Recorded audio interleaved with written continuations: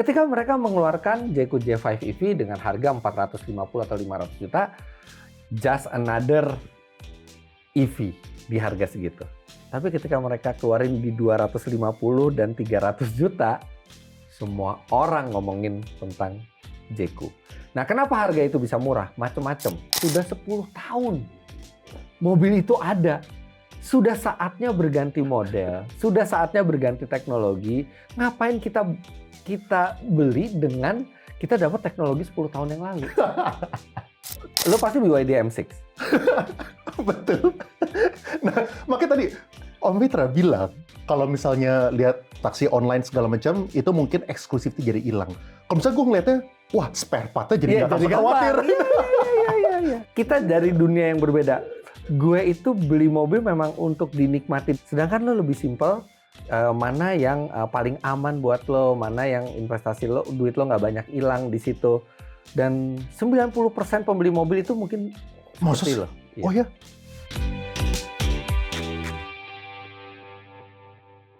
Oke, hari ini kita ngobrol sama Om Fitra. Thank you nih Om, udah jadi langganan di channel Overpost. No problem, selalu senang ngobrol di sini. Iya.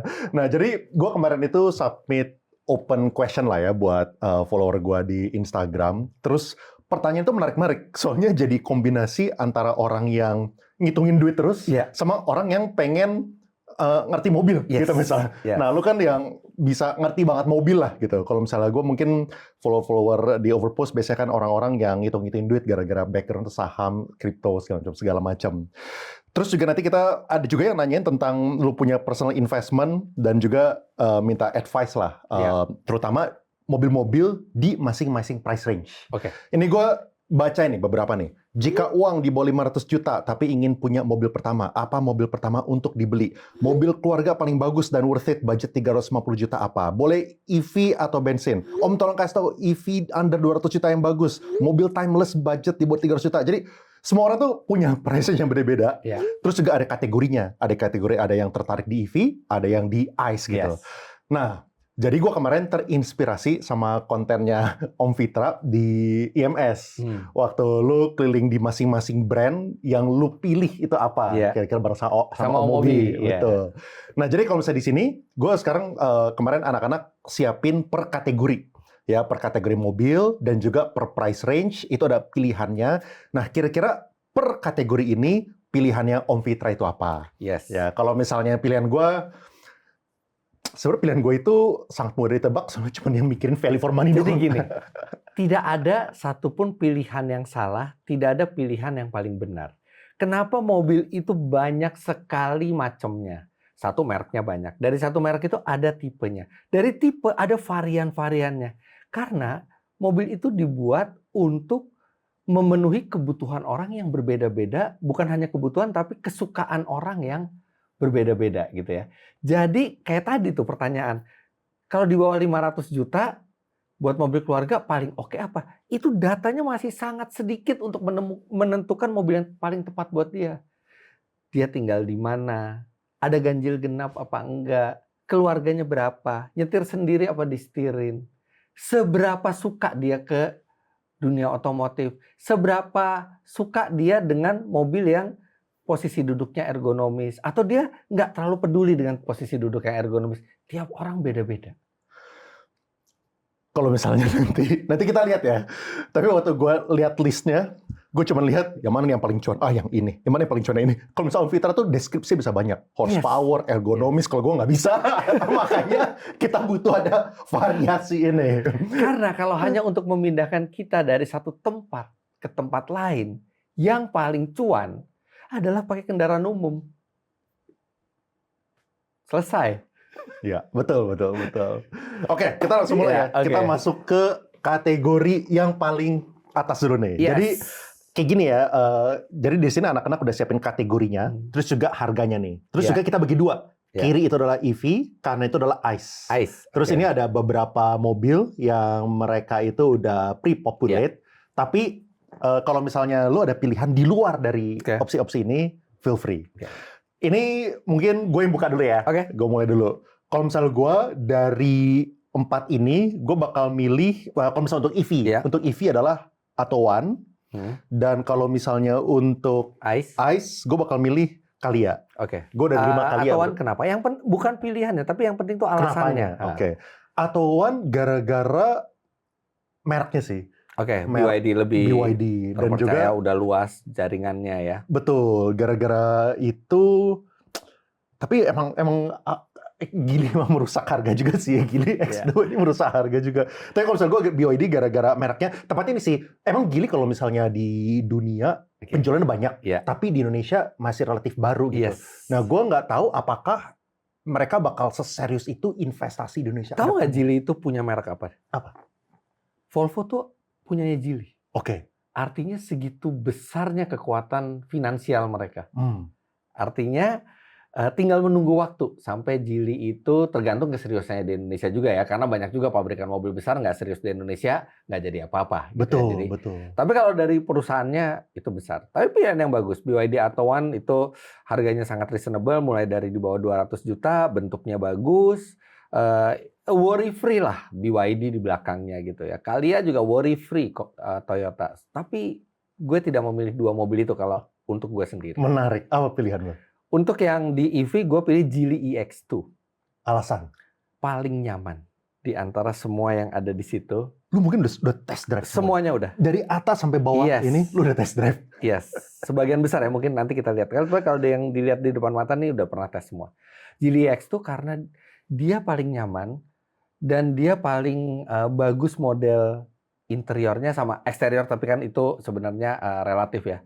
Tapi bikin gue lebih senang buat nyetir mobil itu dibandingkan Etowan. Etowan ya just another BYD dengan bentuk yang menarik, tapi nggak senyaman EX2 kalau menurut gue gitu ya, dan nggak seartistik EX2 interiornya. Menarik. Lu consider ini nggak sih? Misalnya tadi ya, kan kita udah bahas, yes emang mereka ada brand besar. Misalnya kayak Ford gitu. Ford juga brandnya brand besar. Brand gitu besar kan. di dunia. Brand besar. Tidak di Indonesia. Nah, itu kan. Nah, gue tuh ada kekhawatiran itu, nanti kalau misalnya mereka nggak serius, spare partnya gimana ya ke depan? Lu ada consideration ke sana nggak sih? Jadi gini, setiap kali ada pabrikan yang tutup, misalnya seperti Ford tuh pernah tutup di tahun 2015 Desember, tanggal 25 lagi. Buset. Karena itu bertepatan sama Natal, tiba-tiba mereka keluarin pengumuman. Waktu itu ingat banget gitu kan. Sampai ingat mereka bilang mereka nggak akan beroperasi lagi. Itu yang terjadi adalah harga mobil Ford drop karena kekhawatiran orang gimana spare partnya. Nah, tapi di setiap ada kesulitan pasti ada peluang bisnis. Karena ada perusahaan yang lihat, yang punya Ford masih banyak nih, yang nyediain spare part nggak ada. Kenapa nggak gua aja yang nyediain spare part? Jadi masuklah ada RMA waktu itu. Perusahaan yang menyediakan perawatan dan spare part buat Ford. Dan akhirnya sekarang RMA itu jadi APM-nya Ford lagi. Mereka yang mengimport Ford ke sini menjual. Jadi memang pasti ada kekhawatiran ya. Jadi sangat safe kalau kita beli mobil itu yang kuat ininya. Kuat APM-nya ya. Itu penting sekali apalagi buat kita yang nggak pengen mobil kita itu tiba-tiba jadi nggak bisa dijual lagi. Itu sangat penting. Nah, kalau dilihat dari merek-merek Cina, kan ada sejumlah merek Cina yang sudah tumbuh besar, ada yang mati, ada yang stagnan, ada yang masih kecil tapi kita lihat ini kayaknya mungkin jadi gede. Itu juga penting kalau kita nggak mau kehilangan uang di mobil kita. Yang lagi bertumbuh, walaupun masih kecil tapi bertumbuh. Iya. Gitu. Kita juga bisa lihat siapa di belakang si merek itu. Iya. Kalau misalnya di belakang merek itu adalah grup besar gitu ya, oh ini ada besar kemungkinan ini akan dipertahankan terus. Tapi nggak jaminan juga. Iya. Makanya emang agak gambling kita beli merek baru ketimbang merek yang udah established. Kalau misalnya yang ICE jelas gua Honda Brio. Kenapa? Dari 5 itu yang paling fun to drive Honda Brio, gua nggak butuh 7 orang, keluarga gua juga kecil, dan ketika gua beli mobil di rentang harga segitu artinya untuk gua pakai sendiri. Dan secara nyetir lebih enak, secara konsumsi bahan bakar juga di atas kertas dia termasuk yang irit barengan sama Toyota Agya dan Daihatsu Ayla. Ini gue nggak tahu, cuman gue doang yang nggak sensitif atau apa ya. Tapi kalau misalnya gue test drive ya mobil Calya lah, Agya lah, Sigra lah, Atau gue belum Ya. pernah tes Brio sih. Tapi kok gue nggak bisa ngerasain bedanya apa? Iya. Nggak punya sensitivity Iya, itu gitu. memang. Beruntunglah lu. Oh gitu ya? Beruntunglah lu yang tidak punya sensitivity. Artinya lu bisa apa aja. Sama kayak orang yang, gue kok nggak bisa ngerasain ya, burger 70.000 sama 700.000 tuh bedanya di mana? Ah itu lo beruntung, lo bisa makan burger 70.000. Kalau lu sensitif, lo akan milih yang mahal karena itu memberikan sensasi yang beda. Lo termasuk orang-orang beruntung. Kalau dilihat dari sudut pandang itu ya. Menarik. Tapi lu bisa ngerasain bedanya berarti Yes. apa tuh drive Dari posisi berkendara pertama. Kedua, dari karakter keluaran tenaga itu natural apa enggak. Sesuai dengan prediksi kita nggak mobil itu mau kemana. Terus handlingnya ketika kita belokin, mobilnya limbung apa enggak. Daya cengkramnya bagus apa enggak. Bikin kita confidence nggak ketika nikung di atas 80 km per jam. It matters to me. It doesn't matter to you. Iya. Menarik. Bahkan kita ada 2 kolom. Ya, dan mungkin kolomnya teman-teman beda sendiri juga. Iya. Gitu kan. Ini kan kita cuma sharing kita punya persepsi. Oke, kita ke yang seterusnya. Iya. Yaitu adalah Small hatchback and Small crossover hatchback. 200 sampai 400 juta rupiah. silakan lu dulu. Oke. Small hatchback di rentang harga itu gua pilih adalah Ion UT. Tidak ada di situ. Ion UT. Ion UT. Kebetulan juga gue baru beli buat istri gue karena dia yang bentuknya paling bagus, karakter keluaran tenaganya itu paling natural, suspensinya paling nyaman dibandingin 5 kontender yang ada di sini. Harga berapa nih tadi? 300, tadinya 360, sekarang dijatuhkan lagi harganya oleh APM-nya jadi 300 kecil, 310 atau 320. Oh, tuh lu beli? 360. Oh, lu kalau misalnya kayak gitu, ini nggak, aduh sakit hati nggak? Aduh. Gini, ada teman gue sakit hati. Gila tuh, gue baru beli mobil harga segini, tiba-tiba gara-gara ada pesaingnya harganya murah, terus harga mobil gue turunin, gue bekasnya jual berapa? Gue bilang, ya itu karena lagi terjadi perang harga. Jadi mobil baru tuh harganya bukan makin mahal, tapi makin murah. Kalau gue tanya balik ke lo, in the long run, lo lebih mending harga mobil jatuh terus, harga mobil baru, makin lama makin turun, apa makin lama makin mahal? Ya makin turun sih. Iya, karena harga mobil bekas tuh jatuh. Tapi ketika lu mau beli yang baru lagi, lu juga nambahnya nggak terlalu banyak. Karena harga mobil semua berjatuhan. Oh, Gitu dong. Makanya sangat pusing bagi orang yang mau beli mobil sebagai investasi. Sangat simpel bagi orang yang mau beli mobil karena memang butuh mobil itu dan mau menikmati mobil itu. ini berarti mobil keberapa nih di garasi nih, Ion UT? Ion UT itu yang ke 24. Tapi nanti udah janji ke istri mau dijual-jualin kok. udah janji mau dijual. Tapi gue pilih itu karena itu harga artinya di 300 kecil sekarang itu yang bentuknya paling bagus menurut gue. Interiornya juga kualitasnya paling bagus, rasa berkendaranya paling enak, tenaganya juga cukup gede. Dan bahkan gue waktu itu pernah bikin video sama Om Mobi, gue bilang, kita berdua sepakat bahwa Ion UT ini kalau dikasih merek Citroen, itu lebih pantas daripada Citroen isi3 ini. Gitu. Menarik. Kalau misalnya yang sisi kanan, yang ICE. Sisi kanan, WRV, Toyota Race, sama Suzuki Baleno. Pertama gue nggak suka Baleno, karena Baleno itu mestinya sedan, medium, sekelas Honda City lah misalnya. Tapi sekarang Baleno itu jadi hatchback. Toyota Race itu gue pernah punya dulu. Honda WRV, di antara Race sama WRV itu pasti gue lebih pilih WRV. Cuman WRV itu harganya tadinya tinggi tapi sekarang jadi lebih reasonable karena disesuaikan lagi sama Honda. Nah tapi ini 3 ini sebenarnya nih setara ya. Tapi kalau gue suruh pilih, Atau ada yang di luar dari sini? 200 sampai 350 juta ya. 200 sampai 350 juta itu ada apa ya? Ada Kia di situ ya. Ada Kia. Ini tapi small hatchback ya. Small hatchback. Tapi udah deh. Kalau dari 3 itu gue malah milih WRV. Bukan karena gue Honda fanboy, karena Memang bentuknya paling menarik di antara 3 itu, dan nyetirnya juga paling enak, tenaga mesinnya paling besar. Nah, pengen nanya ini nih. Ini sama ya, concern mungkin mirip kayak yang sebelum-sebelumnya gitu. Nah, kalau misalnya Honda ini kan kalau nggak salah tahun lalu ya, itu ada berita lah yang kayak dia punya apa namanya? Dia punya dealer ada yang tutup Oh iya, segala macam iya. kayak gitu kan. Honda mengalami penurunan penjualan yang cukup signifikan. Karena banyak pembeli yang beralih ke merek Cina yang lebih value for money. Dan dealer tidak ada yang namanya loyalitas dealer ke merek. Loyalitas dealer ke merek sebatas kalau misalnya merek itu masih menghasilkan uang buat dia. Dealer akan mengejar kemana uang itu berada. Dan ada satu saat pada saat itu bukan hanya Honda ya, tapi ada dealer-dealer merek besar lainnya gitu yang mereka menutup untuk menggantikan dengan merek lain. Jadi di lokasi itu digantikan merek lain. Jadi dealer itu tuh cara kerjasamanya, misalnya dealer sekarang dealernya Honda gitu misalnya.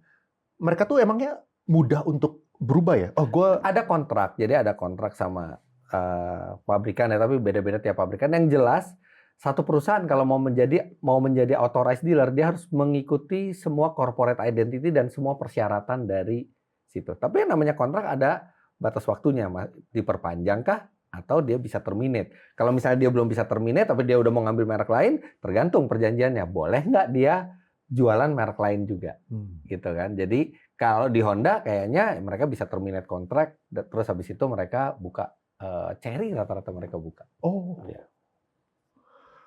Menarik ya. Kalau misalnya gue pilihannya ngebosenin ya.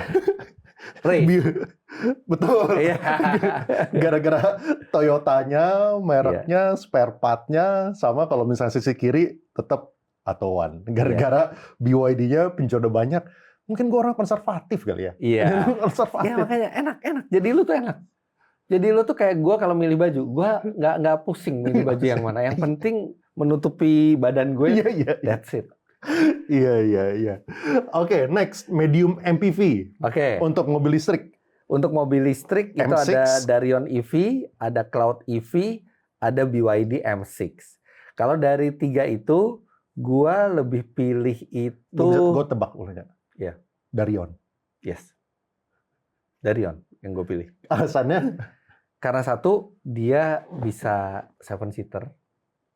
Sedangkan yang lain, BYD M6 juga bisa 7-seater, tapi BYD M6 sudah terlalu banyak dipakai taksi online. Eksklusivitinya tuh hilang. Sedangkan Darion EV dia masih baru, modelnya juga lebih bagus daripada M6. Sebenarnya M6 mobil yang enak. No complaint, mobilnya juga enak, harganya sangat reasonable di 300-an gitu ya. Tapi dari bentuk paling suka Darion EV. Wuling Cloud EV itu cuma 5-seater tapi dia luas gitu ya. Tapi gua kalau suruh pilih di rentang harga itu adalah yang Darion EV. Kalau medium MPV, elektrik. Kalau misalnya lu pasti BYD M6. Betul. Nah, makanya tadi Om Fitra bilang kalau misalnya lihat taksi online segala macam itu mungkin eksklusifnya jadi hilang. Kalau misalnya gue ngeliatnya, wah spare part-nya jadi nggak usah khawatir. Iya. Emang kita, ya makanya kita dari dunia yang berbeda. Gue itu beli mobil memang untuk dinikmati semua panca indera gue, baik rasa maupun mata gue gitu kan. Sedangkan lo lebih simpel, mana yang paling aman buat lo, mana yang investasi lo, duit lo nggak banyak hilang di situ. Dan 90% pembeli mobil itu mungkin seperti lo. Oh ya? Menurut lu lebih banyak orang yang mikirin practicality-nya, bukan orang cuma butuh dari A ke B gitu kan. Mereka kalau bisa mobil jangan depresiasi, kalau bisa malah harganya naik gitu kan. Kayak gitu. Iya. Nah, jadi pasti pilihan kita beda. Lo adalah pilihan yang lebih aman, gue adalah pilihan yang lebih excited. Dan lebih mikirnya tuh apa ya? Consideration lebih holistik gitu.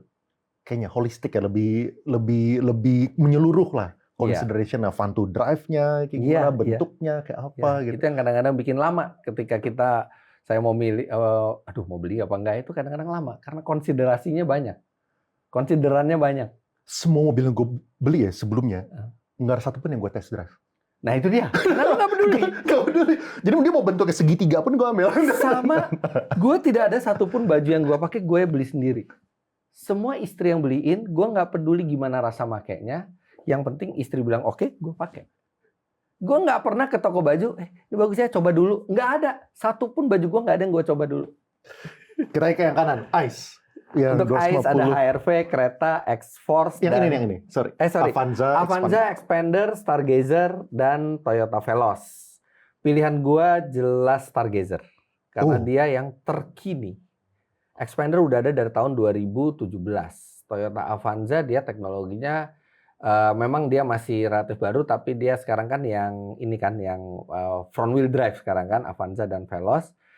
Stargazer tadinya gue beli yang generasi sebelum facelift, dan setelah facelift itu bentuknya jadi modern gitu ya. Dan di antara mereka berempat yang mesinnya tenaganya paling bagus, Stargazer 115 HP, Expander 104 HP, Avanza 104, Veloz juga sama 104, Stargazer 115 HP, dan yang paling irit juga. Jadi dia paling irit, paling bertenaga, teknologinya paling baru, dan bentuk bodinya yang paling menarik. Apakah lu bisa membedakan mobil yang 115 HP sama 104 rasanya itu beda?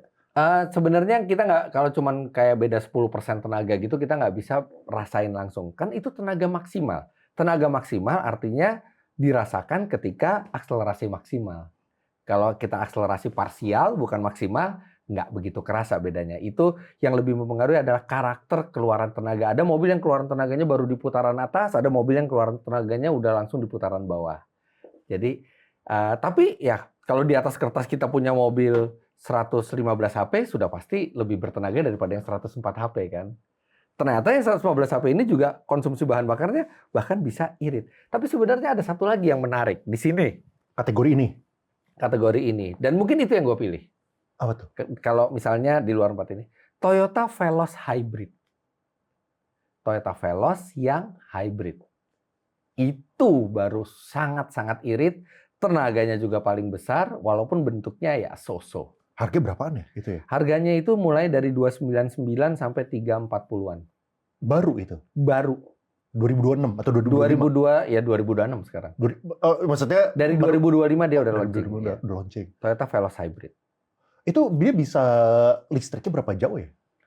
Dia sistemnya itu bukan mobil listrik. PHEV. Jadi kalau mobil iya. listrik itu baterainya tuh kapasitasnya rata-rata 50 sampai 70 kWh.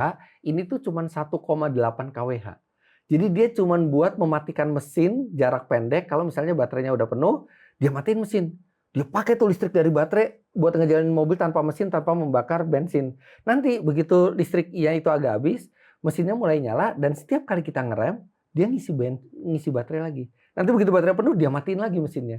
Jadi kemarin sempat jalan-jalan pakai Veloz Hybrid itu, bisa di atas 50% waktu mesin itu mati.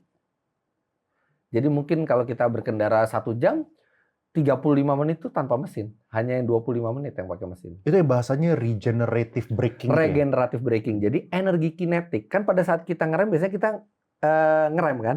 Ngerem, kan energi itu tidak bisa diciptakan atau dimusnahkan. Dia hanya bisa dipindahkan dari satu bentuk ke bentuk yang lain. Nah, ketika kita ngerem, kita mengubah energi kinetik menjadi panas. Kan rem panas tuh kalau itu. Nah, itu kita mengubah energi kinetik jadi panas. Nah, di mobil hybrid dan mobil elektrik, itu energi kinetik itu diubah menjadi listrik. Makanya ada regeneratif braking itu kayak mobilnya ngerem gitu. Itu adalah proses perubahan energi dari kinetik ke listrik. Listriknya disimpan di baterai. Kalau misalnya belakangan ini ya kan, kalau misal pergerakan harga EV kita tahu lah kayak gimana. Kalau misal hybrid itu kayak gimana sih? Apakah mirip-mirip kayak ICE atau mirip-mirip kayak EV? Nah, hybrid ini adalah solusi buat yang pengen irit. Step pertama menuju mobil listrik, tapi mereka nggak bisa punya lebih dari 2 mobil misalnya. Karena kalau kita cuma punya 1 atau 2 mobil, kayaknya agak riskan kalau itu mobil listrik. Karena mobil listrik untuk keluar kota masih kurang praktis gitu ya. Akhirnya mereka pilih mobil hybrid. Nah, hybrid sendiri ada 2. Ada hybrid biasa, ada plug-in hybrid. Plug-in hybrid itu baterainya lebih besar. Bisa sampai 18 sampai 20 kWh. Jadi kita bisa charge, kita bisa 100 sampai 200 km pertama tuh nggak pakai listrik. Jadi kalau buat dalam kota kita bagaikan naik mobil listrik, tapi begitu kita keluar kota kita tinggal isi bensin. Itu yang bahasanya PHEV. PHEV, plug-in hybrid electric vehicle. Nah, sekarang kayak gimana? Kalau misalnya dari segi depresiasi. Sekarang kita punya semuanya. Kita bisa punya banyak pilihan EV, kita punya banyak pilihan hybrid, kita punya banyak pilihan plug-in hybrid. Tapi memang namanya plug-in hybrid, dia artinya setengah-setengah. Dia setengah internal combustion, dia setengah listrik gitu ya. Kalau buat orang yang punya satu mobil saja, ini jadi solusi yang menarik. Karena dia sehari-hari bisa seperti nyetir mobil listrik, ketika weekend dia bisa pakai seperti mobil normal.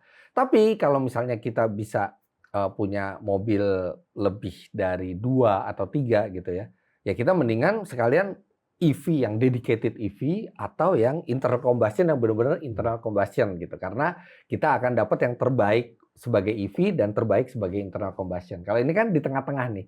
Ini cocok buat orang yang memang dia pengen punya satu mobil yang bisa melakukan segalanya.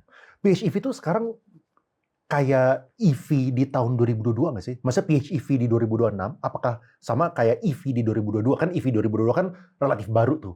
Pertama kali ada Ioniq 5 sama Wuling Air EV gitu. Nah PHEV ini kayak gimana sih sekarang? Jadi kayak PHEV itu punya mesin dan dia punya baterai. Betul. Ya. Bedanya sama mobil hybrid biasa, baterainya dia lebih besar. Jadi selain di-charge oleh regenerative braking, dia bisa di-charge sendiri di rumah. Dan ketika dia di-charge sendiri di rumah, dia bisa memberikan range yang jauh, cukup jauh 100 sampai 200 km tanpa menggunakan mesin. Nah, kalau dibandingin sama EV tahun 2022, tetap aja untuk range-nya pasti EV tahun 2022 tetap lebih bagus. Karena PHEV baterainya kecil, cuma 18 sampai 20 karena dia harus berbagi, dia harus ada baterai, dia harus ada mesin juga, dia harus ada tangki bensin juga. Iya, iya. Jadi nggak bisa full baterai semua. Dari segi ini ya Mas ya, kayak harga depresiasinya belakangan ini kayak gimana ya PHEV itu? Nah, depresiasinya semua depresiasi itu tergantung banyak hal ya, nggak tergantung itu PHEV atau EV. Tergantung juga dari reputasi pabrikannya. Semakin besar pabrikannya biasanya makin bagus resale value-nya gitu.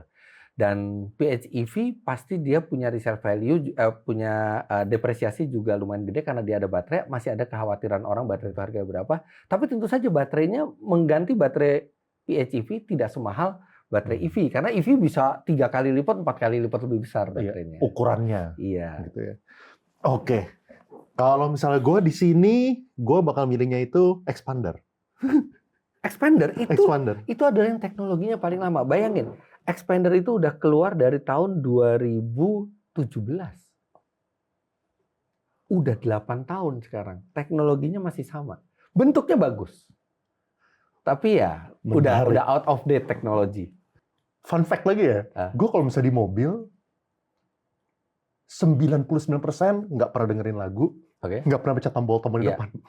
Lagu sama, gue juga sebenarnya lagu tuh sangat jarang gue denger. Karena gue lebih seneng menikmati mobil, 100% indera gue tuh pengen menikmati mobil. Karena kalau kita ada lagu, apalagi keras gitu ya, itu pasti konsentrasi kita terganggu. Nah, terus maksud lu, kalau misalnya teknologi, dari segi apa ya maksudnya? Oh, bukan dari ininya ya, misalnya kayak heads up display-nya, apanya, kontrolnya. Itu kan bisa di-update. Bisa di-update. Bisa di-update, tapi kayak misalnya fitur yang paling simple gitu ya, seperti fitur ADAS radar gitu kan, dia masih belum ada.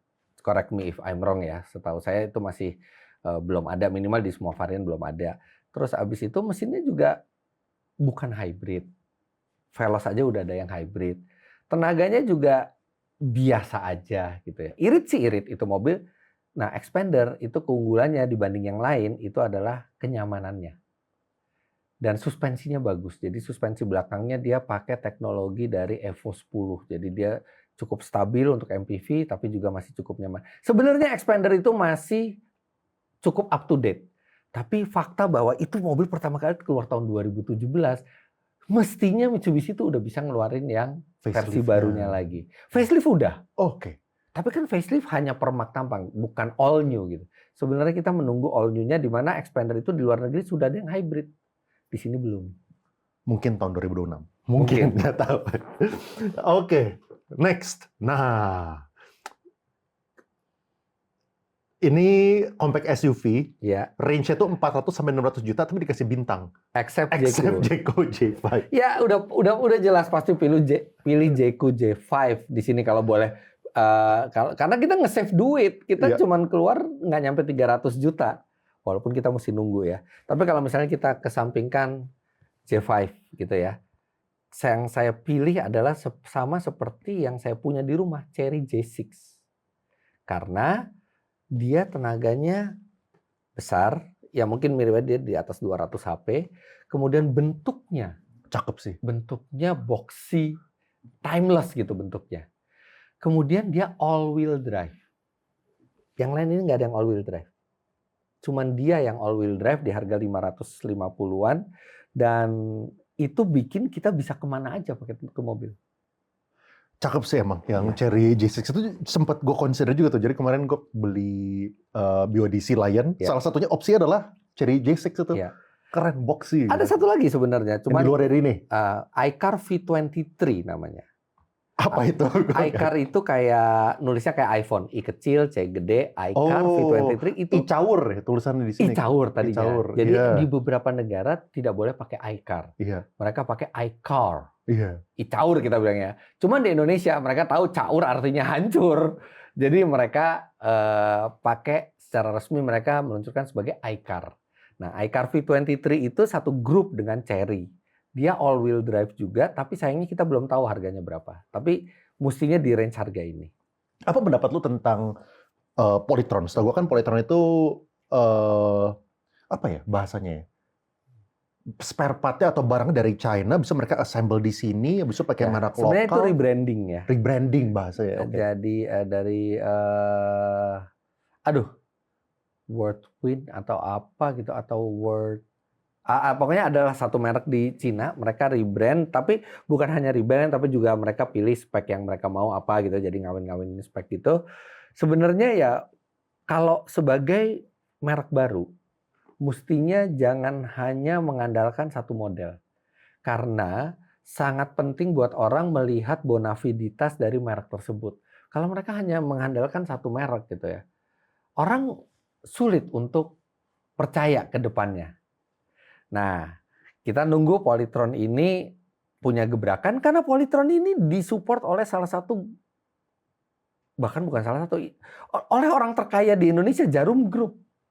Nah, tapi Polytron G3 ini sebenarnya posisinya kalau dari Jarum ini aman karena minimal mereka bisa mengurangi spending ke perusahaan lain untuk mobil operasional. Misalnya mobil operasionalnya Jarum, BCA, grup mereka semua bisa dialihkan ke sini. Jadi untuk mendapatkan volume sebenarnya mereka nggak masalah. Tapi kalau mereka ingin mendapatkan kepercayaan orang, mereka harus siapkan produk minimal setahun itu ada 2 produk yang dikeluarkan oleh mereka. Jadi kelihatan, Polytron siap nih untuk jadi gede. Bukan mereka hanya ngandalin satu produk aja. Menurut lu ya, kayak orang appetite itu kayak gimana sih yang Polytron? Kan ada yang bahasnya apa sih, sewa baterai ya? Yang kalau nggak Sewa salah. baterai. Sewa yes. baterai sama yang mereka bayar full gitu kan. Jadi- Preference orang itu kayak gimana sih sekarang?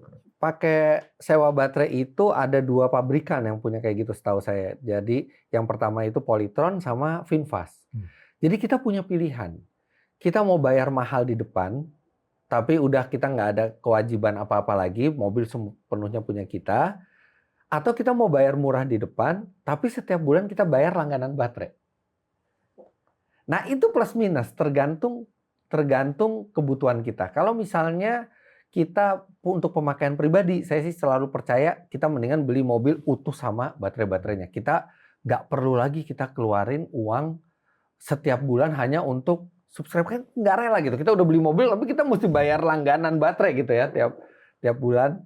Nah, tapi berlangganan tuh ada untungnya. Yang pertama, cost-nya itu benar-benar terprediksi tiap bulan. Pasti kita ada cost gitu, dan tidak akan ada lagi namanya cost penggantian baterai. Nah, ini cocok sebenarnya untuk fleet car. Fleet car di mana perusahaan itu mereka menghitung murah mahalnya, tapi lebih penting lagi buat mereka adalah fixed cost. Mereka bisa prediksi sampai 10 tahun ke depan cost-nya mobil ini udah cuma segini. Ya, butuh kepastian dari hitung-hitungannya. Kepastian gitu ya. Oh, mungkin darahnya dari corporate fleet car mereka kali ya, mungkin. Mungkin. Iya. Jadi Saya udah hitung-hitung, jadi selisih harganya itu ada break even point-nya tuh 8 tahun. Jadi ketika kita pakai mobil itu selama 8 tahun, sebenarnya kita membayarkan harga yang sama. Tapi bedanya setelah 8 tahun, kita nggak perlu ganti baterai sendiri. Kalau baterai rusak, mereka yang Gantiin. Gitu gantiin. ya. Iya, iya. Sekarang kalau misalnya Jeko J5 EV itu antriannya berapa? Wah, antriannya sangat banyak banget. Sampai teman-teman gue juga nanya, Fit, tolong tanya ke Jeko nih, pesan dari November belum datang gitu ya. Ini adalah salah satu contoh yang supply-nya memang lebih sedikit daripada demand-nya. Bahkan tahun ini Jeko menambah kapasitas produksinya untuk memenuhi pesanan itu. Karena harganya nggak masuk akal emang. Menurut lu kenapa mereka, maksudnya kalau misalnya mereka mau jual 300 juta, 300 kecil pun laku gitu misalnya. Kenapa mereka banting sampai segitunya? Jadi Jeko ini merek baru. Sebenarnya Jeko ini Cherry Group, tapi mereka merek baru. Dan mereka butuh gebrakan. Mereka butuh sesuatu yang bikin orang itu ngomongin tentang Jeko, orang itu beli Jeko. Ketika mereka mengeluarkan Jeko J5 EV dengan harga 450 atau 500 juta, just another EV di harga segitu. Tapi ketika mereka keluarin di 250 dan 300 juta, semua orang ngomongin tentang Jeko. Nah, kenapa harga itu bisa murah? Macem-macem. Yang tahu cuma Tuhan dan Jeko. Kenapa itu bisa murah? Tapi kalau kita bisa prediksi, satu memang mobil Cina cenderung punya harga lebih murah karena volume mereka besar. Bahkan di negaranya sendiri volume mereka udah sangat besar. Jadi itu bikin biaya-biaya yang fix itu jadi seolah-olah kecil kalau dibagi per unitnya. Kemudian mereka bisa saja mendapatkan insentif satu dari Jeko pusatnya sendiri. Bisa aja, oh lu mau ini ya, mau menguasai pasar Indonesia ya. Yaudah kita jual rugi dulu. Kita jual harga murah supaya volumenya banyak dulu. Dan itu rata-rata biasanya wajar kok.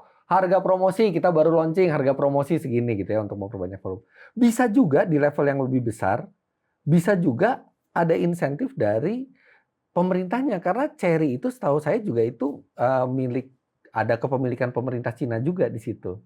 Bisa juga ketika ada merek Indonesia kita mau merangsek ke negara lain, pemerintah Indonesia bisa aja, oke, lu gua kasih bantuan supaya lu bisa bisa mendobrak pasar di negara itu. Nah, mana yang benar? Kita nggak tahu. Kita nggak tahu. Tapi yang jelas harganya tidak wajar dan itu keuntungan buat kita sebagai konsumen. Karena kita jadi punya pilihan SUV, full SUV, EV di atas 200 HP, range-nya 500 km dengan harga nggak nyampe 300. Lu udah test drive? Udah. Itu sih mobil worth it-nya tuh di 400 sampai 500 juta. Gitu. Iya. Ya, kalau itu ya gue udah jelas di sini ya, Jeko J5. Ya, tapi lu nggak bisa datang apa sekarang. Nggak apa-apa lah, gue mendingan nunggu, nggak apa-apa. Iya. Nunggu 6 bulan nggak apa-apa. Karena lu ada mobil lain. Bayangin kalau orang yang lagi butuh. TJ dulu. Grab dulu. Oke, kalau misalnya sisi kanan. Sisi kanan ada X-Force, ada Yaris Cross, ada Creta, ada HR-V di rentang harga segitu ya. Gue dulu deh, gue ambil pilihan gue dulu ya. Ya. Gue di sini. X-Force. X-Force itu agak mengherankan gue melihat lo memilih X-Force. Karena X-Force dikonsider sebagai mobil yang terlalu mahal untuk fitur yang dimiliki. Oh gitu. Maka X-Force ini setahu gue adalah satu produk yang di bawah ekspektasi Mitsubishi penjualannya. Oh gitu.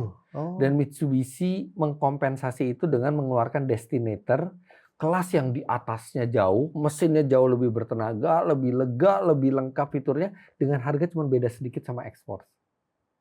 Ketimbang mereka nurunin harga X-Force, mereka lebih memilih untuk bikin yang kelas di atasnya tapi harga beda dikit. Jadi sebenarnya untuk orang yang sangat memikirkan value for money, agak ini di sini. Lo kenapa milih X-Force? Karena bentuknya. Tepatnya gini sih. Gue inget pertama kali launching, waktu itu berapa tahun yang lalu ya? 4 tahun, 5 tahun. Enggak nyampe 4 tahun. Ya? Ya mungkin 2-3 tahun lalu. Ya. Ya saat itu gue lagi nyari mobil, gue inget dia punya launching keren, dia punya launching keren, dia punya fasad waktu di brosur tuh keren, tapi nggak pernah test drive sih, nggak pernah tahu. Artinya deep inside your soul, ada yang pengen di luar value for money-nya gitu, terpengaruh juga oleh yang seperti itu. Iya. Kalau gue di rentang harga ini gue akan pilih Honda HR-V Hybrid. Bukan Honda HR-V biasa, HR-V Hybrid. Apakah lu ada preference hybrid dibandingkan ICE? Karena lebih hemat kemana-mana. Gue sekarang itu karena gue sering pakai EV, agak gak rela gitu loh beli bensin sama hal itu. Sedangkan gue punya pilihan bisa pakai mobil lebih hemat. Sekarang day to day lu apa? EV? EV. ICE? Apa?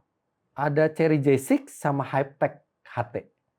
Itu kalau misalnya nyetir sendiri gue pakai Chery J6, kalau gue kebetulan pakai driver, gue pakai Hypertech HT atau VW-ID Bus. VW-ID Bus tuh mobil yang sangat unik. Iya, sangat unik dan kemahalan. Tapi gue ngerti kalau seorang Om Fitra belinya di sana. Nah, sebenarnya ya ada perdebatan masalah hybrid. Iya, memang hybrid lebih hemat, tapi coba nanti kalau baterainya udah rusak, kan nanti bisa seimbang. Bahkan ada yang ngitung-ngitung gitu ya, sama aja penghematannya dengan nanti kita berganti baterai. Tapi dengan kita menghemat, kita lebih menghilangkan sedikit waktu dan energi untuk beli bensin.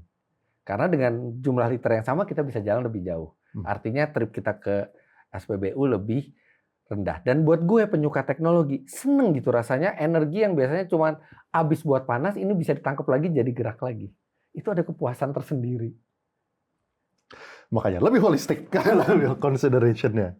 Oke, sekarang kita ke medium SUV. Oke. Sea Lion, Hypertech, Xpeng. Nah, kalau misalnya gue sih Sea Lion, soalnya gue udah beli ya. Jadi ini pilihan gue. Pilihan gue nggak tahu kalau dibandingin Changan ya, tapi dibandingin Hypertech HT dan Xpeng G6, Sea Lion itu sebenarnya yang bandingan suspensinya paling keras. Bener. Apalagi di daerah rumah gue. Gue nggak expect Sea Lion itu sekeras itu. Bener. Gue expect-nya Sea Lion itu karena dia punya travel suspensi lebih panjang, gue expect mungkin dia lebih lembut dari Seal. Tapi ternyata enggak. Ternyata keras. Ya. Jadi gue suka Sea Lion. Tenaganya gede, dalamnya juga luas gitu ya. Satu yang waktu itu bikin, jadi nggak pengen tuh, ini mobil mestinya lebih nyaman gitu ya. Dan karena gue pengen ketika gue punya SUV di atas 600 juta itu nyaman, makanya pada saat itu gue beli Hypertech HT karena itu yang paling nyaman di kelasnya. Changan di PAL S07 gue belum tahu seperti apa. Ioniq 5 gue pernah punya, tapi Hypertech HT menawarkan lebih dibandingkan Ioniq 5 untuk harga yang lebih rendah. Makanya gue waktu itu beli Hypertech HT. Tapi sekarang ada Xpeng G6 dan Xpeng G6 ini konon menurut teman-teman reviewer yang lain itu lebih nyaman dibandingkan Hypertech Xpeng G6 ini. Tapi gue harus coba. Kalau memang ini G6 ini lebih nyaman daripada Hypertech, harganya pun dia setara atau bahkan lebih rendah dikit, gue akan consider untuk ngeganti ke Xpeng G6 pilihannya. Apa pendapat lu tentang Xpeng? Kayaknya kan belakangan ini lumayan. Xpeng gue udah coba mobilnya. Harganya bagus, kualitas mobilnya juga bagus, rasanya nyaman. Sampai saat ini yang gue rasa salah satu yang jelek dari Xpeng adalah namanya. Karena di bahasa Indonesia tidak ada kata berakhiran peng yang positif. Gepeng, krempeng, mupeng. Tapi selain namanya, itu mobil impresif sekali. Gue coba Xpeng X9, dia harganya mulai dari di bawah 1 miliar. Itu ketika Xpeng X9 keluar, yang gue lakukan pertama kali adalah jual Velfire gue. Karena gue khawatir permintaan ke Velfire dan Alphard akan turun, harga juga akan depresiasi. Dan itu benar terjadi. Dan itu gue langsung, nggak lama setelah nyoba Xpeng, wah. Ini mobil harganya cuma setengahnya lebih sedikit. Velfire tuh 1,8, ini tuh cuma 901 miliar lah. Rasanya lebih enak, fiturnya lebih banyak. Hampir lebih semuanya itu mobil. Yang gue lakukan, gue langsung jual Velfire. Kebetulan juga waktu itu ada ID Buzz datang gitu ya. Tapi Xpeng X9 adalah SUV listrik terbaik dan ternyaman yang pernah gue coba. Gue nggak tahu durabilitas ya, karena durabilitas only time will tell. Tapi kalau dari yang gue bayarkan dan yang gue rasakan, itu the best. Mungkin gara-gara itu juga Alphard ngeluarin versi bawahnya. Nah, Alphard itu ngeluarin Alphard XE. Ada sejumlah pengurangan seperti velg, kemudian ada ambience di dalam yang menurut keyakinan gue, pengurangan fiturnya tuh tidak sebanding dengan pengurangan harganya. Pengurangan harganya jauh banget, pengurangan fiturnya tuh sedikit banget. Jadi seperti alasannya Toyota untuk membuat Alphard dengan harga rendah karena bukan tipikal Toyota, mobil sama harga dimurahin. Harus ada alasannya kenapa itu dimurahin gitu Betul, ya. betul. Nah, Supaya pembeli kayak gua itu nggak sakit hati. tapi ya even Toyota dan Honda sekarang mau nggak mau mereka harus banyak mengkoreksi harga produknya kalau mereka memang mau relevan dalam persaingan ini. Betul, betul. Oke, kalau misalnya kita yang kanan nih, CR-V, Santa Fe, Fortuner, Pajero Sport. Pajero Sport. Lo Pajero Sport? Oke, Ini ini gue bias. kasih tahu satu fakta ya. Oke. Pajero Sport mungkin sama Fortuner itu pilihan aman. Pajero Sport dan Fortuner sudah ada di dunia yang generasi ini sejak tahun 2015 akhir 2016. Itu artinya sudah 10 tahun mobil itu ada. Sudah saatnya berganti model, sudah saatnya berganti teknologi. Ngapain kita beli dengan kita dapat teknologi 10 tahun yang lalu? Ini menarik nih. Makanya ujung ke ujung kalau misalnya gue ngeliatnya justru gara-gara udah 10 tahun spare part gue aman. Pasti. Iya. Pasti spare part aman. Terus Pajero Sport juga udah pasti tangguh. Betul. Karena dia leather frame. Dia body over sasis. Jadi ada sasis besi, kemudian ada bodinya. Naiknya nggak nyaman. Ada getaran-getaran kecil yang nggak ada di body monokok yang semuanya terintegrasi tanpa sasis leather frame gitu ya. Cuman ini mobil tahan lama, ini mobil tenaganya besar, tidak begitu nyaman dinaiki, tapi ya memang safe. Maksudnya safe lah, Pajero Sport dan Fortuner. Cuman ada satu, lo tahu nggak sih dulu sering banget ada Pajero Sport pakai lampu strobo. Tahu. Dan bikin reputasinya jadi kurang bagus gitu. Itu kan mereka, bukan gua. Iya. Ya, dan bokap gue punya Pajero Sport yang tahun berapa nggak tahu, sampai sekarang masih dipakai, masih ya. bagus. Dan punya bias sih gara-gara itu tuh. Pajero Sport dan Fortuner itu pakai mesin diesel yang cukup heavy duty, jadi mesin diesel yang kuat gitu ya. Tapi memang mesin dieselnya jadi agak kasar kedengerannya. Benar. Ya, dan jadi bukan mobil paling nyaman untuk lo pakai, tapi itu mobil yang salah satu yang paling tangguh, paling durable, paling reliable lah. Itu pilihan yang masuk akal. Pilihan Om Fitra. Hyundai Santa Fe terbaru. Kalau misalnya Om Fitra makanya kayak dari tadi sukanya yang baru-baru gitu ya. Iya. New teknologi, new release gitu-gitu ya.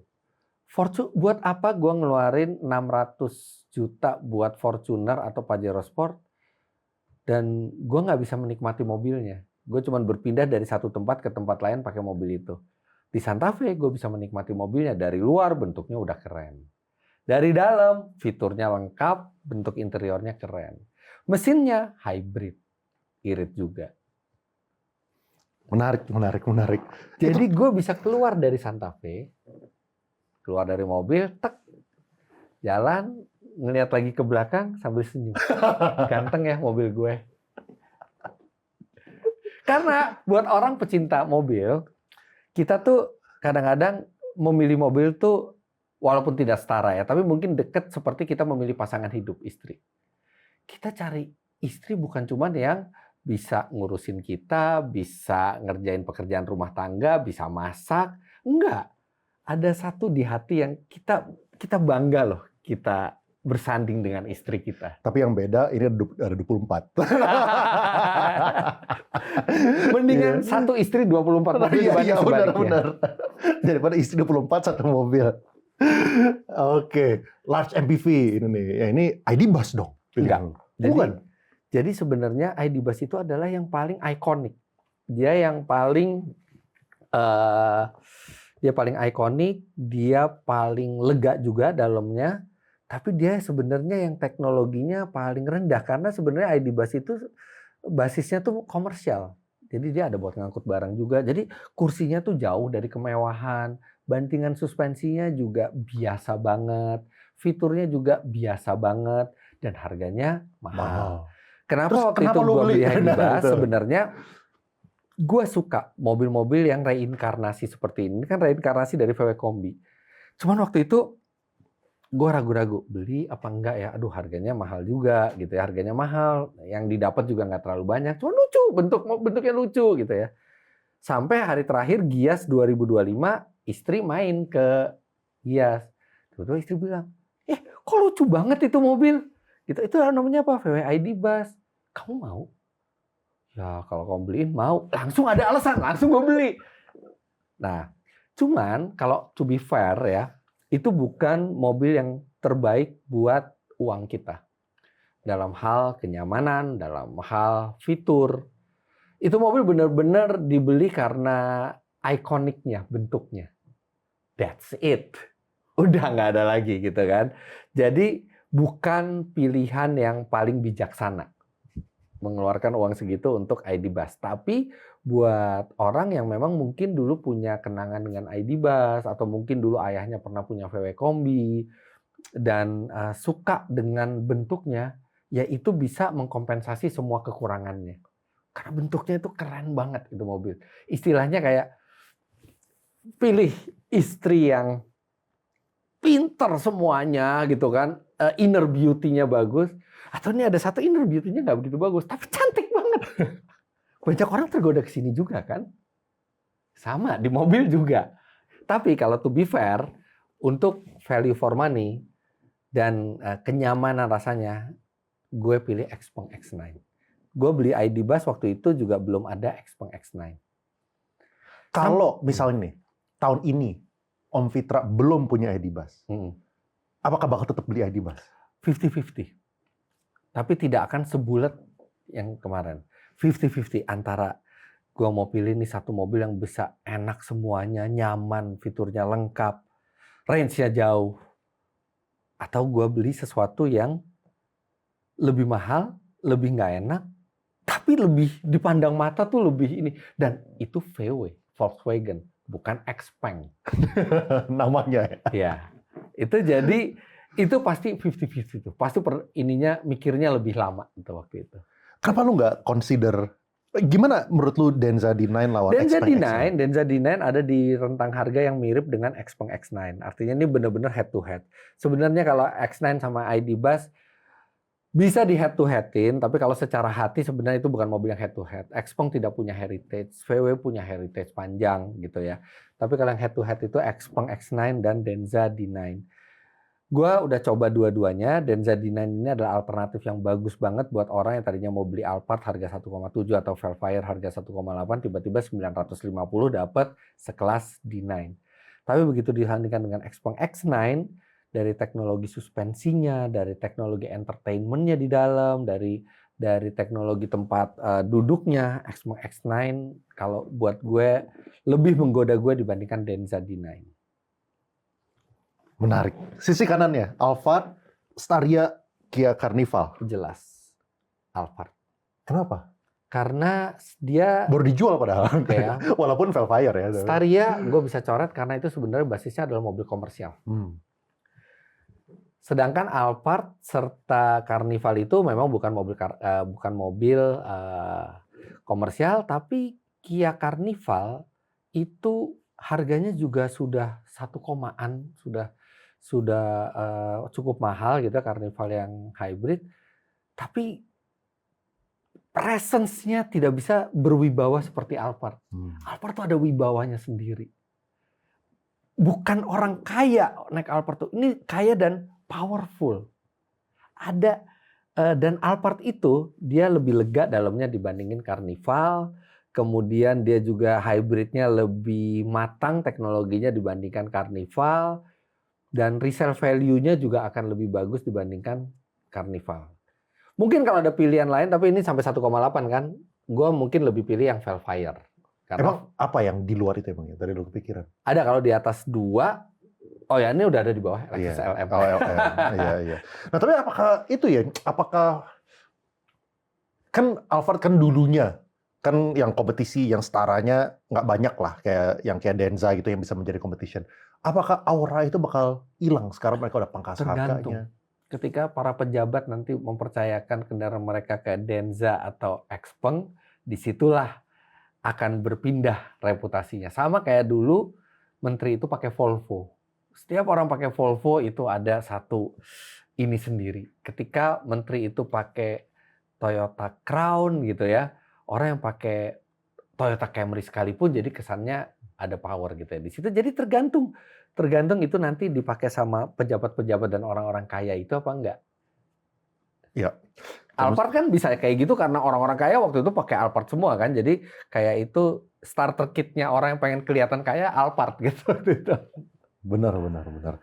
Kalau misalnya gue pilihannya Denza dan Alphard. Denza dan Gara-gara- Alphard. Oke, Alphardnya sama, lo di Denza ya. Denza. Udah pernah nyoba Xpeng belum? Belum. Ah, lo mesti coba dulu. Nah, coba walaupun gue coba yang gue takut itu, risky nggak ya? Iya, Soalnya karena relatif baru. iya, Denza dipegang sama BYD. Iya, Xpeng ini sama Era Jaya. Raja ya, Agung Era- Sedayu. Iya. Pegang sahamnya. Grupnya kuat, tapi di otomotif belum proven. Betul. Iya. Betul. Gue harapkan sih penjualannya bagus, Ya, supaya sahamnya D9 naik. sama gitu. Alphard pilihan yang paling aman. Iya.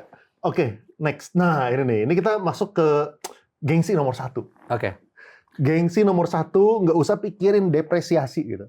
gua udah jelas dari BMW i7, Mercy EQS, Porsche Taycan, jelas BMW i7. Karena itu yang paling nyaman di antara bertiga dan bentuknya itu masih seperti BMW seri 7 karena memang itu BMW seri 7 yang penggeraknya listrik. Sedangkan Mercy EQS itu totally different car dengan Mercy S-Class. Kenapa itu jadi sebuah kelemahan atau Sebenarnya itu bisa jadi sebuah kelebihan, bisa jadi sebuah kelemahan. EQS dengan dia platformnya itu dedicated untuk listrik, dia bisa mengoptimalkan semuanya, mengoptimalkan space, mengoptimalkan baterainya, mengoptimalkan performanya, semua dia bisa dioptimalkan di situ. Tapi ketika bicara gengsi, yang terkenal di Mercy adalah S-Class. Dan EQS tidak terlihat seperti S-Class. Itu bukan S-Class. Itu EQS. Dan somehow dikasih harga seharga S-Class, orang tetap lebih pilih S-Class dibandingkan EQS. BMW i7 itu menggunakan platform yang sama seperti BMW seri 7 biasa. Jadi wibawanya semua tuh tetap ada di seri 7 itu. Tapi dengan penggerak listrik. Ya mungkin memang dia range-nya tidak sejauh EQS.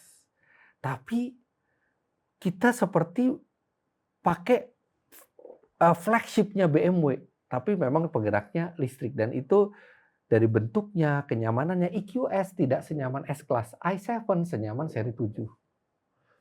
Kalau Porsche sampai sekarang saya berpendapat kalau kita mau punya Porsche, Ferrari, Lamborghini harus internal combustion engine dengan raungan mesinnya itu karena di situ nyawanya Porsche, Ferrari, Lamborghini bukan di listrik. Kalau cuma listrik kencang semua bisa bikin listrik kencang. Tapi Porsche itu harus ada karakter dari mesin. menarik ya? Kalau misalnya gue mikirnya kayak gini, dengan harga yang sama bisa dapat Porsche nih.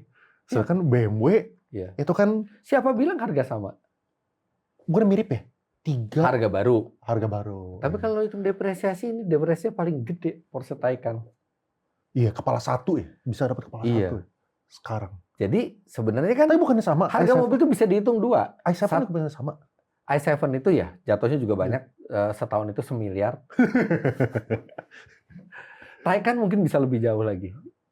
Tapi ya makanya kadang-kadang kita bisa ngelihat harga mobil itu adalah dari harga barunya atau dari nanti harga depresiasinya, artinya segitu biaya kepemilikannya. Nah cuman Porsche Taycan gue bukan tidak pilih karena depresiasinya, bukan karena performanya bagus banget, tapi karena menurut gue Porsche harusnya ada karakter mesinnya. Apakah itu bakal sama? Kan kalau misalnya Ferrari juga baru mau ngeluarin. Nah, Ferrari itu ngeluarin namanya, pertama mereka sebut sebagai Ferrari Elettrica pas mereka perkenalkan teknologinya. Di hari mereka mengumumkan akan mengeluarkan full elektrik, di hari itu juga sahamnya jatuh. Artinya orang tidak mengharapkan ada mobil itu. Walaupun kita yakin Ferrari pasti bisa melakukan sesuatu yang berbeda dengan listrik, tapi banyak yang tidak menginginkan hal itu terjadi.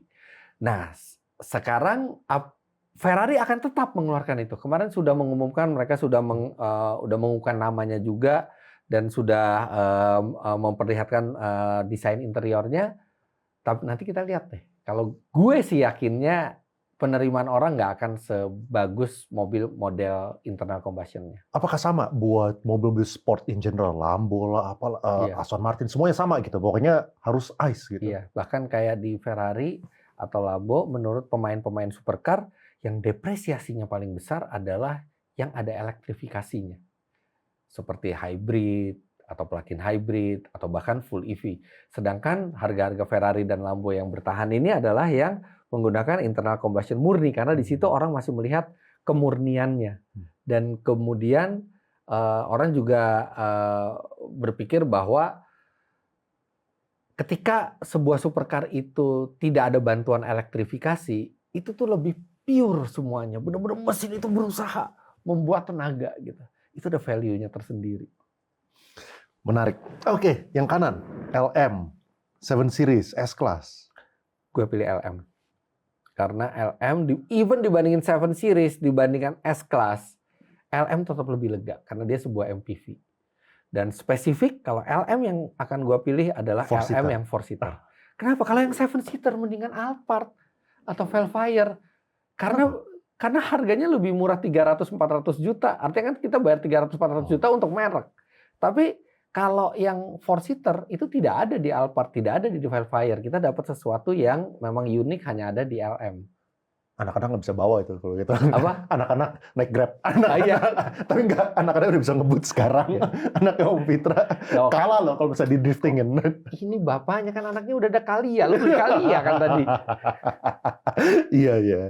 Tapi gue setuju, LM 4-seater sih. Itu LM kayaknya 4-seater. nggak bisa ada yang ngalahin. Tapi kalau misalnya sisi kiri, Porsche Taycan. Walaupun LM 4-seater itu lebih mahal, tapi gue ngerasa lebih rugi kalau beli LM yang 7-seater karena gue membayar lebih dibandingkan Vellfire untuk sesuatu barang yang sebenarnya sama, cuma beda dikit-dikit.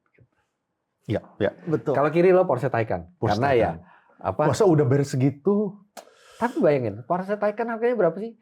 Dari 3-4 ya 3-4 miliar. Lo sadarkan di harga segitu lo bisa dapat Porsche Cayman atau Porsche 911 yang mungkin cuman baru umur berapa tahun. Dan itu lebih Porsche. Iya. Betul.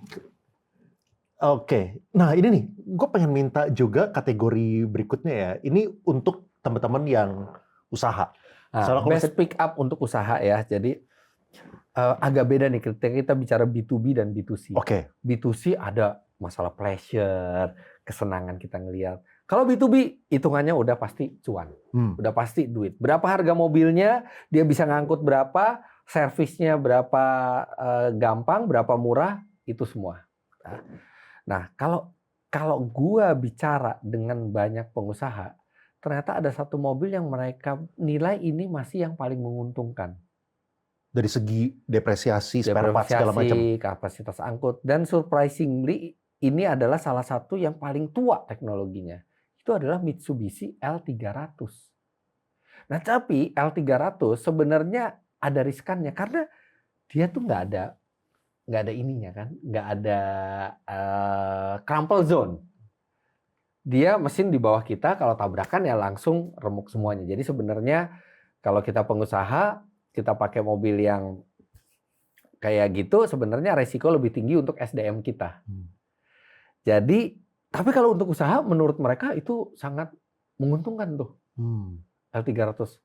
Harganya mungkin nggak terlalu mahal, tapi kuat daya angkutnya dan perawatannya juga mudah. Dan ini model udah dari tahun berapa ya L300? Dari tahun 80-an kali itu mobil. Jadi udah 40 tahun lebih teknologinya masih mirip. Tapi kalau gua suka sebenarnya best pick up untuk usaha itu, ya karena gue penggemar mobil ya, Toyota Rangga.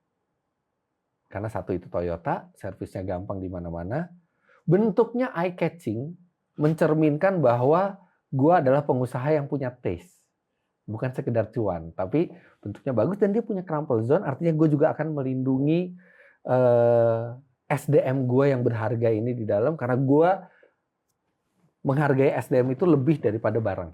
Apakah harganya berapa sih kalau misalnya L300 sama Rangga? Apakah mirip? L300 mungkin 200-an kecil ya, Rangga mungkin mulai dari 200-an gede. Iya. Oke. Tapi ya Rangga kan mungkin nanti dijual bekasnya juga pasti mungkin lebih tinggi daripada L300. Kalau buat gue pilih Toyota Rangga. Oke. Karena ada itu mencerminkan image perusahaan gue juga dengan bentuk yang keren. Dan Toyota, merek yang solid. Next kategori, guilty pleasure. Ini artinya kalau misalnya duit itu banyak guilty pleasure mah.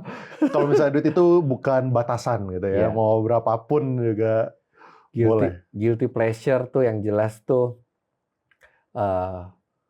Ferrari, Lambo, Porsche.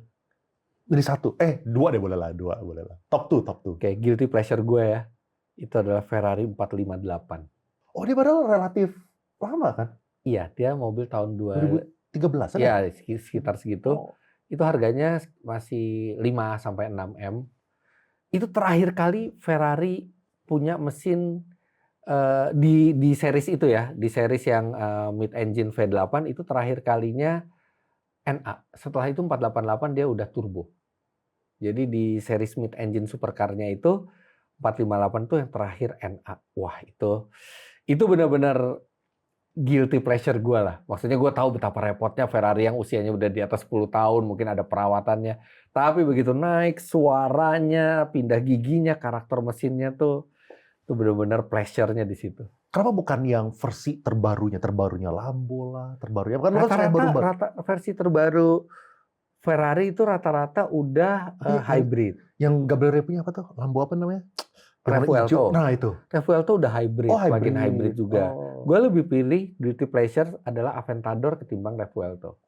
Aventador masih V12 naturally aspirated engine 650 HP yang standar, 6500 cc 700 HP itu tipe yang paling standar 700 sampai 750 HP. Teriakannya itu lebih guilty pleasure buat gue dibandingin Revuelto. Kalau Porsche jelas 911 GT3 RS. Jadi kalau untuk mobil lama, guilty pleasure gue adalah 458. Kalau buat mobil baru, guilty pleasure gue adalah Porsche 911 GT3 RS. Nah, pertanyaan gue ya, lu sekarang kan nggak pegang Ferrari 458 kan, nggak pegang kan? Nah, pertanyaan kenapa? Maksudnya kan lu punya 24. Lu kalau misalnya mau kurangin 5 tambah satu ini bisa-bisa aja. Bisa. Tapi kenapa tidak memilih itu? Mungkin gue menganggap itu terlalu flashy ya. Gue juga bingung gitu ya makainya itu kemana gitu kan, dan nggak tahu ya, mungkin ada part di diri gue kayaknya gue nggak pantas deh pakai mobil gitu. Maksudnya kayak Om Fitra terlalu flashy gitu loh buat gue. Om Fitra nggak pantas 458, gue bingung. Mungkin harus mengumpulkan kepercayaan diri lah. Menurut lu kalau misalnya lu mau mobil itu, apakah istri akan mendukung? Enggak. Tapi ya nggak apa-apa juga. Oh iya, saya hargai kamu tidak mendukung. Kita tetap beli.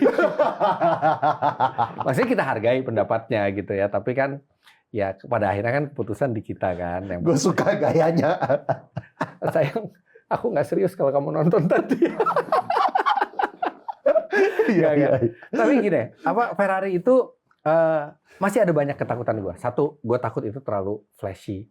Dan kedua, perawatannya gue belum tahu seberapa repotnya. Walaupun mungkin gue bisa gitu ya, tapi gue belum tahu seperti apa dan apakah gue bisa pakai dengan nyaman dengan ketika banyak jalanan-jalanan itu bolong, bahkan sampai ke tol juga bolong gitu ya.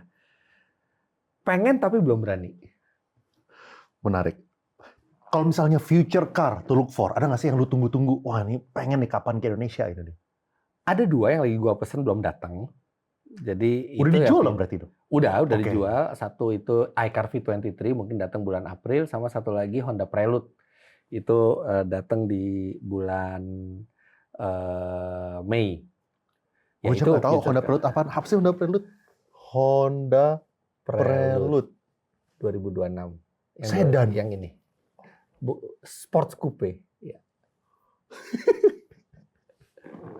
Kenapa lu beli 2 itu? Oke, jadi itu mobil lahir dari legenda kupenya Honda yang ada dari tahun 78 sampai 2001. Setelah itu berhenti. Jadi 78 sampai 2001 mereka punya 5 generasi. Gue punya generasi 3-nya di rumah. Setelah itu berhenti. Karena penjualannya tidak terlalu bagus, mereka menghentikan. Tapi banyak sekali pecintanya. Karena Prelude itu bentuknya kayak sedan, tapi cuma pintu 2 coupe. Tiba-tiba di 2025 mereka mengumumkan meluncurkan kembali Honda Prelude. Dengan teknologi terkini, mesinnya hybrid. Tenaganya nggak terlalu gede, cuma 200 HP. Tapi bentuknya keren dan namanya Prelude.